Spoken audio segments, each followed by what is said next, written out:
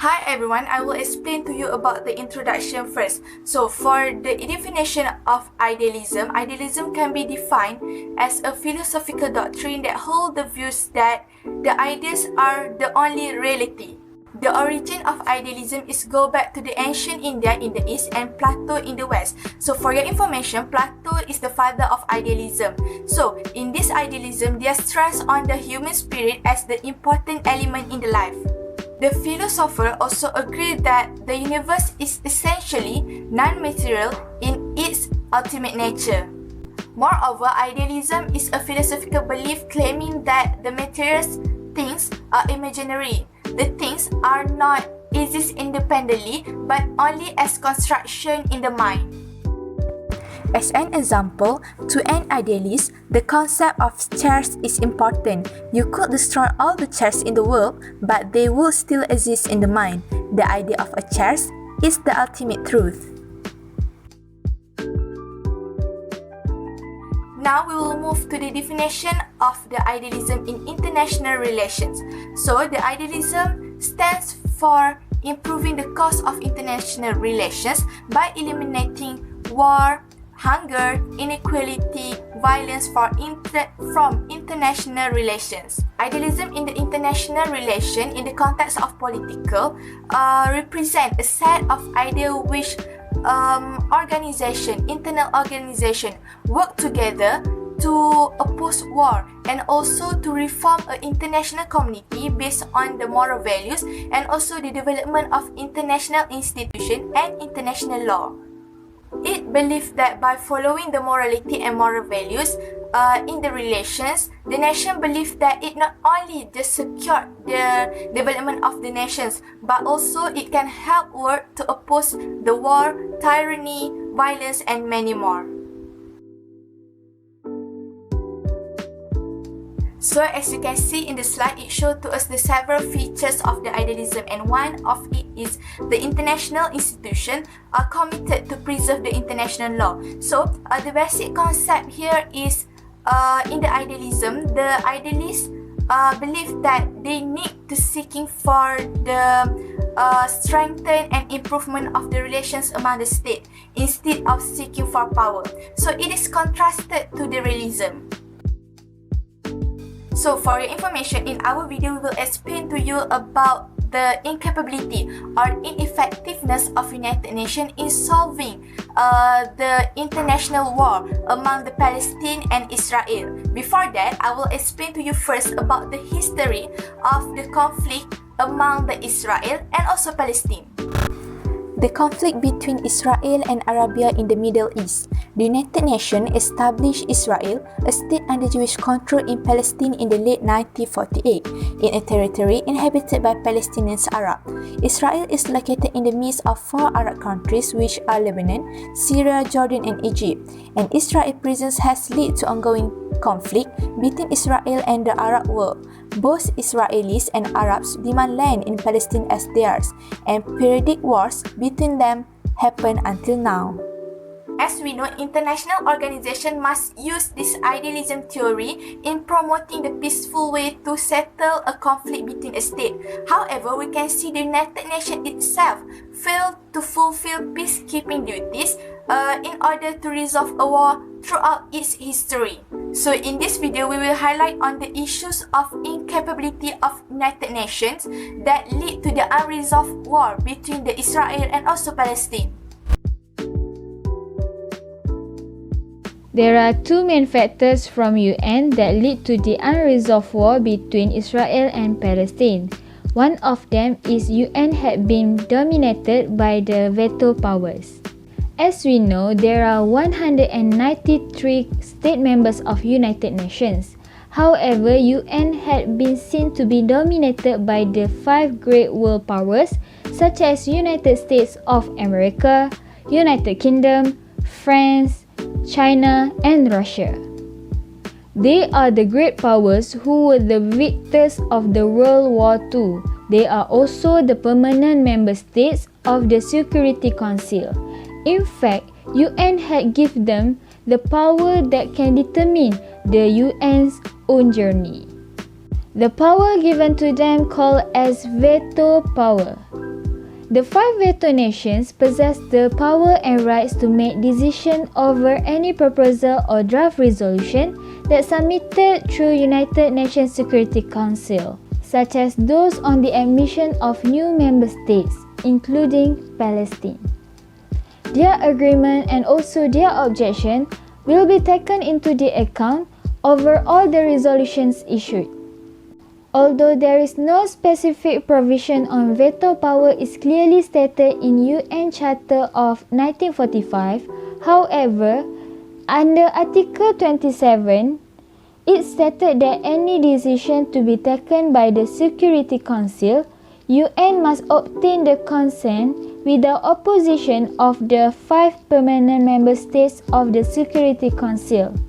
Therefore, this can be interpreted as a special veto power granted to these 5 countries. The use of veto power by them gained a lot of dissatisfaction and resentment by many small countries. This is because they often abuse the power for their political interests. There are some parties severely affected by the abuse of veto power. For example, the Palestinian people who have faced the tyranny of the Israeli regime since the establishment of the State of Israel in 1948. There are a lot of resolutions were issued by the UN against Israel. However, all of them had vetoed by the strong ally of Israel, the United States, who possess the veto power. As a result, here we can see that the war between Israel and Palestine remained unresolved, and UN could not enforce any resolution with the domination of the 5 veto powers. In fact, it made UN not capable to inculcate the idealism to protect the peace in the international relationships. Now we move to the next factor that lead to unresolved war between Palestine and Israel, which is lack of commitment by the member of United Nations. As we know, United Nations is the international organization that have 193 member states, and all of the member states need to cooperate and committed in solving the international problem. However, currently we can see the conflict between the Palestine and Israel is still ongoing. It is because certain of the member states of United Nations is not giving full of their commitment in helping Palestine, and also some of the state members did not take the Palestine issue into a serious consideration. As example that I can give to you, during the United Nations General Assembly, we can see that not all the member states votes on whether allowing the Palestinians to procedurally act like a member states during the meeting in 2019. On the voting session, we can see several states like United States, Israel and Australia votes against the move. However, Palestine won on 146 votes in favor, and there were 15 abstentions and 29 countries did not vote. Hence, lack of commitment by the members of United Nations indeed lead to the unresolved war between the Palestine and also Israel. And also we can see that United Nations failed to play its responsibility and functions in practicing the idealism. On September 13, 1993, Yitzhak Rabin, Prime Minister of Israel, and Yasser Arafat, Chairman of the Palestine Liberation Organization (PLO), shook hands on the White House lawn, symbolizing the Oslo First Agreement between Israel and the PLO. The Oslo First Agreement was perceived at the time as having inaugurated a new era of hope in the search for peace and justice in Palestine-Israel. Even after 2 decades of a donor-sponsored peace process, the Israeli-Palestinian conflict remains as one of the world's most protracted. The stagnation of the Israeli-Palestinian peace process has resulted from both Israel and Palestinian political elites moving away from the Oslo peace paradigm, which is bilateral negotiations to produce a two-state solution, and pursuing approaches which do not support a renewing of negotiations. Israel has been increasingly moving towards a rejection of the establishing the Palestinian state based on the 1,967 borders, including including the West Bank, Gaza Strip, and East Jerusalem as the end goal of any Israeli-Palestinian negotiation. Hamas does not recognize Israel's right to exist as a state, and Hamas committed to continued armed struggle and is not prepared to negotiate a peace agreement with Israel or desiring to establish an Islamic Palestinian state across both the Palestinian territories in West Bank and Gaza Strip. This makes the potential for negotiations almost impossible to happen. However, it has been argued that Hamas has unofficially accepted a two-state solution to the Israeli-Palestinian conflict and uses its rhetoric and charter for political purposes to put pressure on Israel. In addition, the lack of trust between the Israelis and Palestinians has supported the stagnation of the peace process, as both sides has come to the view the other as unwilling to honor any agreements made, as well as the lack of willingness by both the leadership and the population to make the necessary concessions to seek a lasting agreement. Both Israel and Palestinian political spectrum show that there has been and continues to be a growing pessimism rooted in the experience of the Oslo peace process, where agreements were repeatedly made but their implementation was continually delayed, or the original agreements were renegotiated. The idealism of having a peace process without any war cannot happen if there is a lack of trust between two conflict countries. It is impossible to make it happen when both of the countries cannot be negotiated. One of the parties that involved in the issue is the international organization, which are United Nations. United Nations was established in 1945 with more than 196 countries, with the two observant nations after 70 years of establishment. The two observant nations are including Palestine and Vatican City. These two nations can come to the annual meetings, but they cannot vote on the matters. They are not the members of the association. These international organizations that was created after the World War II wanted to restore security, protecting people and advancing human developments in the countries without any discrimination happen. During the annual meeting in 2019, the Secretary General Antonio Guterres has released a report that regarding the peace building and sustainable peace report that highlighted 5 challenges that United Nations need to combat in order to restore peace and harmony in all nations. All of the challenges that was stated in the report can be related with the issues that happen in the Palestine. As we all know, the issue of the Palestine and Israel is happened mainly because of the religious issues, and people around the world is like shutting their eyes from knowing this issue has been happened for over centuries. This international organization can be related with the idealism mainly because they share the same idea where every problem can be solved other than war, mainly because the war can be the last option if something cannot be resolved. Because of the big war of World War II, many international organizations has been set up over the years, including International Monetary Fund (IMF) and United Nations, to support the idea between the nations can resolve the problem without having a war.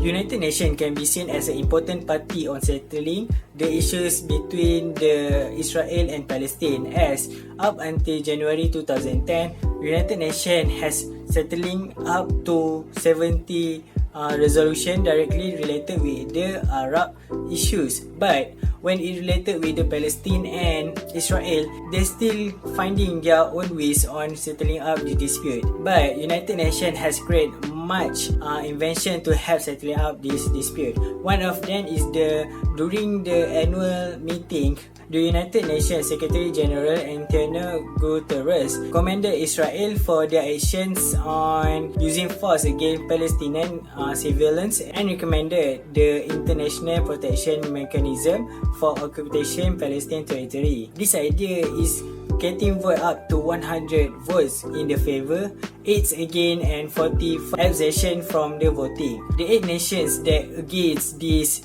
idea is USA, Marshall Islands, Australia, Solomon Islands and Togo. Meanwhile, during the United Nations General Assembly in 2019, Tun Dr. Mahathir Mohamad as a representative and a Prime Minister of Malaysia at that time are disappointed that the action that taken by the United Nations and its members that related with the issues of Palestine and Muslim discrimination.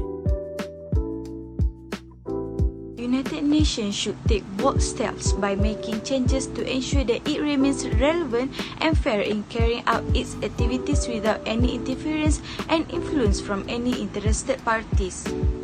In performing it, United Nations must be a center for harmonizing the actions of nations in the attainment of these common ends. United Nations must also look back at its charter so that no more special provisions are given to any particular member country until there is injustice against other member states in the United Nations itself. As we know, in Article 33 in the Charter of United Nations stated that any dispute that is likely to endanger the maintenance of international peace and security should first be addressed through negotiation, mediation, or other peaceful means, and states that the Council can call on the parties to use such means to settle their dispute. It clearly stated that purpose of United Nations is to achieve international cooperation in solving international problems of an economic, social, cultural, or humanitarian character, promoting and encouraging respect for human rights and for fundamental freedoms for all without a distinction as to race, sex, language, or religion are also included in achieving a peaceful nation. These principles should be empowered to show that no bias happen towards any members of United Nations.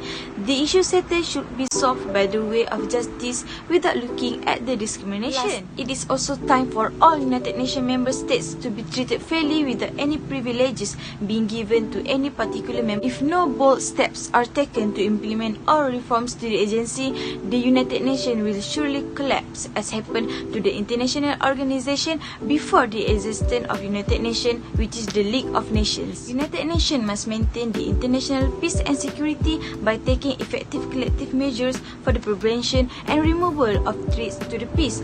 By maintaining the international peace and security, it can develop friendly relations among the nations based on respect for the principle of equal rights and self-determination of people.